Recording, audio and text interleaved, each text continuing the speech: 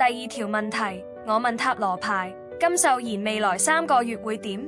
今次抽到嘅係聖杯5，代表失落、懊悔、低潮。牌面上一個黑袍人低頭望住倒咗嘅3隻杯，象徵對失去感到絕望，但背後仍然有2隻杯企緊，代表希望仲喺度，只不過當事人未必會察覺到。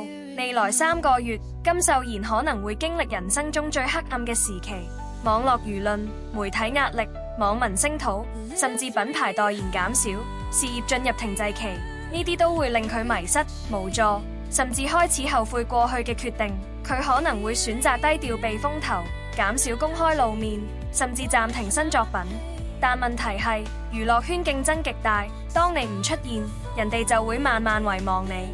呢種被動沉寂會令佢越嚟越焦慮，甚至覺得自己已經失去掌控權。雖然聖杯5仲有一絲希望，但現實係殘酷嘅。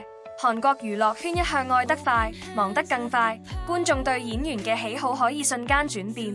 如果金秀賢未能喺呢3個月內有效應對風波，甚至冇新作品曝光，咁一線男演員呢個地位恐怕會逐漸遠離佢。呢段時間對金秀賢嚟講係一個重要考驗，選擇沉寂可能會被市場淘汰，選擇突破或許仲有機會翻身。不過以韓娛嘅殘酷現實嚟睇，想要重返巔峰，可能冇想象中咁容易。你哋又點睇呢？